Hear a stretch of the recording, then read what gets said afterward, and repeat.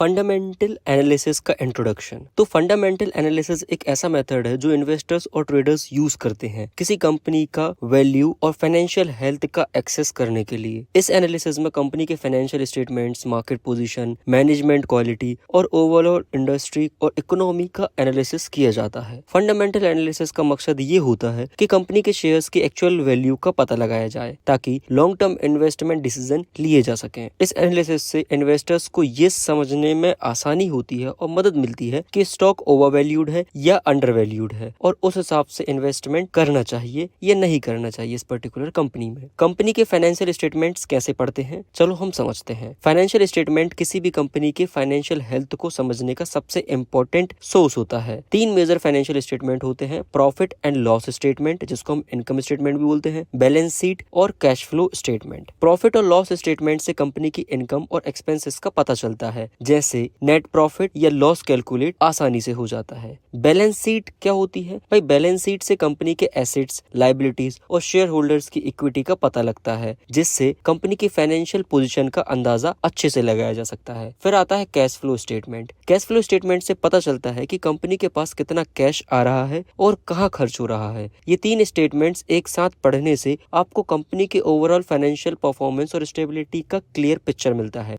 Company ratio का analysis.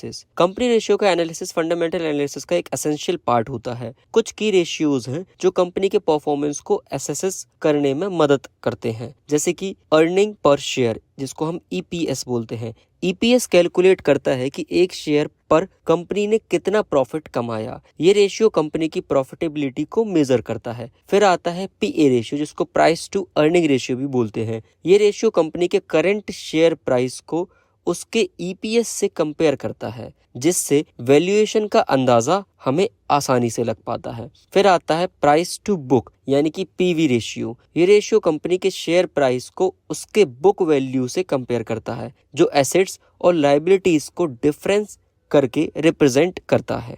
फिर आता है डेब्ट to equity ratio. Ratio company के टोटल डेब्ट को उसके शेयर होल्डर्स इक्विटी से कंपेयर करता है, जिससे कंपनी के फाइनेंशियल लिवरेज और रिस्क का पता चलता है। ये सारी चीज़ों को हम डिटेल से भी समझेंगे और अगर इनसे रिलेटेड तुम्हें जो भी डाउट्स हैं वो हमारे सोशल मीडिया प्लेटफॉर्म पर ज़रूर पूछ लेना, ताकि तुम्हारा ये कॉन्सेप्ट क्लियर हो सके। अब हम बात करते हैं इंडस्ट्री एनालिसिस कैसे करें। इंडस्ट्री एनालिसिस एक इम्पॉर्टेंट स्टेप है जिसमें आप कंपनी की इंडस्ट्री के trends, growth, market prospects, competitive landscape और रेगुलेटरी एनवायरनमेंट को एक्सेस करते हैं।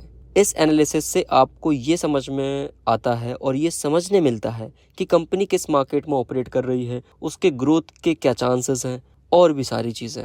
आप इंडस्ट्री के की players, market shares, demand supply dynamics और अपकमिंग चैलेंजेस को एवेल्यूट करके कंपनी के लॉन्ग टर्म प्रोस्पेक्ट्स को क्लियरली समझ सकते हैं, एनालाइज कर सकते हैं। अब हम बात करते हैं इकोनॉमिक इंडिकेटर्स का इम्पैक्ट क्या होता है। भाई इकोनॉमिक इंडिकेटर्स जो होते हैं, जैसे कि जीडीपी का growth rate, inflation rate, interest rates और अनएम्प्लॉयमेंट रेट, किसी भी कंपनी के परफॉर्मेंस पर सिग्निफिकेंट इम्पैक्ट डालते ही डालते हैं। ये इंडिकेटर्स ओवरऑल इकोनॉमी की हेल्थ को रिफ्लेक्ट करते हैं और इनका डायरेक्ट असर कंपनीज के रेवेन्यूज, कॉस्ट्स और प्रॉफिटेबिलिटी पर पड़ता है। For example, high inflation rate company के इनपुट कॉस्ट को बढ़ा सकता है, जबकि लो इंटरेस्ट रेट बोरोइंग को चीप बनाकर एक्सपांशन में मदद कर सकता है। इन्वेस्टर्स को ये इंडिकेटर्स ट्रैक करने चाहिए ताकि वो इकोनॉमिक ट्रेंड के हिसाब से अपने इन्वेस्टमेंट के डिसीजन को एडजस्टमेंट कर सके, उनको समझ सके। ये सारी चीज़ों को मैं और डिटेल से भी समझाऊंगा और तुम अपने डाउट्स भी पूछते रहना, ताकि तुम्हें और ही क्लियरली ये सारी चीज़ें समझ में आ सके। इसके अलावा भी इंटरनेट पर, क्रोम पर, यूट्यूब पर जितनी ज़्यादा इन्फॉर्मेशन हो सके इन पर्टिकुलर टॉपिक्स पर, वो तुम ज़रूर लेते रहना, ताकि तुम्हारा कोई भी कॉन्सेप्ट छूट ना पाए।